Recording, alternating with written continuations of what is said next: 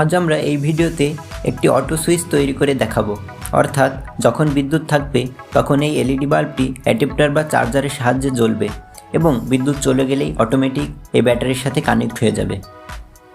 এটা তৈরি করতে ব্যবহার করছি 5 পিন রিলে। অটো সুইচিংয়ের কাজ ট্রানজিস্টর বা বিভিন্ন ধরনের আইসির সাহায্যে করা যায়, তবে আমার কাছে রিলে ব্যবহার করাটাই সবথেকে সহজ বলে মনে হয়। আমার হাতে দেখতে পাচ্ছেন একটি 5 ভোল্ট রিলে। আপনারা যদি 12 ভোল্ট ব্যাটারি ব্যবহার করেন তাহলে এখানে 12 ভোল্ট রিলে ব্যবহার করতে পারেন। প্রথমে জেনে নেব রিলের কোন পিনের কী কাজ।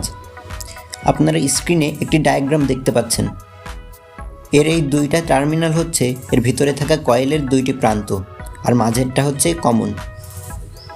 এর অপর পাশে যে দুটি টার্মিনাল দেখতে পাচ্ছেন তার একটি হলো নর্মালি ওপেন এবং অপরটি হলো নর্মালি ক্লোজ।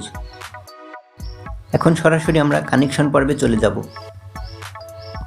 প্রথমে দরকার হবে একটি ডায়োড। এখানে নিচ্ছি 1 অ্যাম্পিয়ারের একটি ডায়োড। ডায়োডের যে সাদা বা সিলভার কালারের অংশ রয়েছে সেটা কয়েলের একটি প্রান্তে লাগিয়ে দেব। এখান থেকে এটা সরাসরি নর্মালি ওপেন পিন রয়েছে সেখানে কানেক্ট করে দেব।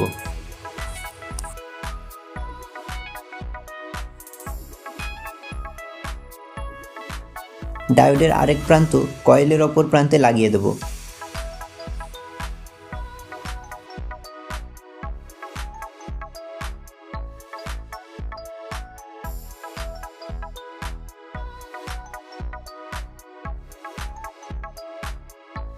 এবার চার্জারের পজিটিভ তার ডায়োডের পজিটিভ প্রান্তে লাগিয়ে দেব এবং নেগেটিভ তার ডায়োডের অপর প্রান্তে লাগিয়ে দেব।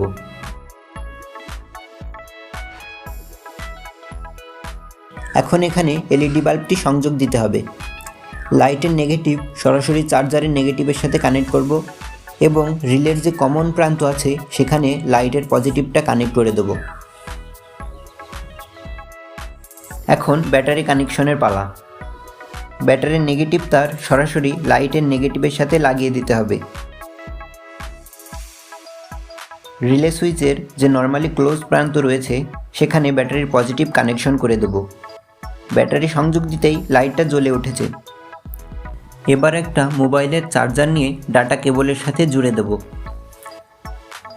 বোঝার সুবিধার্থে চার্জারের পজিটিভ তারটি খুলে নিচ্ছি। এখন আমাদের লাইটটি ব্যাটারি থেকে পাওয়ার নিয়ে জ্বলছে। যখন এখানে চার্জারের তারটি কানেক্ট করে দেব তখন এটা চার্জার থেকে পাওয়ার নিয়ে চলবে। আবার তারটি সরিয়ে নিলে পুনরায় এটি অটোমেটিক ব্যাটারি থেকে পাওয়ার নেবে। এভাবে আমাদের অটোমেটিক সুইচটি কাজ করবে।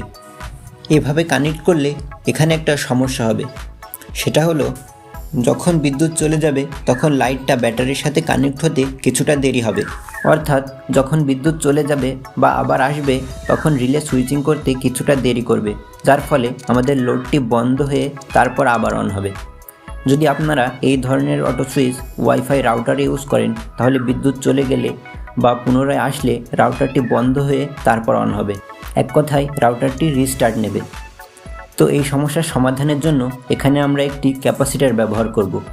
আপনারা জানেন ক্যাপাসিটর তার ভিতরে কিছুটা বিদ্যুৎ সঞ্চয় করে রাখে, তাই রিলে অফ থাকা অবস্থায় এটি লোডকে চালাতে সাহায্য করবে। এখানে আমি ব্যবহার করছি 16 ভোল্টের একটি 1000 ইউএফ ক্যাপাসিটর। এটা কানেকশন করতে লাইটের যে পজিটিভ তার রয়েছে সেটা খুলে নিয়ে ক্যাপাসিটরের পজিটিভ প্রান্তে লাগিয়ে দেব।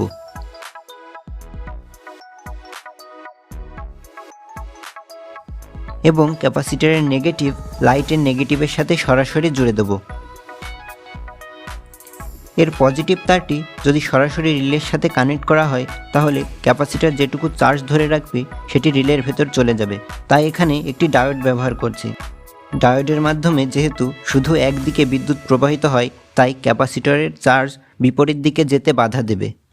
ডায়োডের যে সাদা অংশ রয়েছে সেটি পজিটিভ তারের সাথে লাগিয়ে নিতে হবে এবং অপর প্রান্ত রিলের কমন পিনে লাগিয়ে দেব। এখন এটা পুরোপুরি প্রস্তুত। এখন কিন্তু বিদ্যুৎ চলে গেলে লোডটি আর 1 মিলি সেকেন্ডের জন্য অফ হবে না। এই সম্পর্কে যদি আরও কোনো কিছু জানার থাকে তাহলে কমেন্টে বলবেন। আজ এই পর্যন্তই, ধন্যবাদ।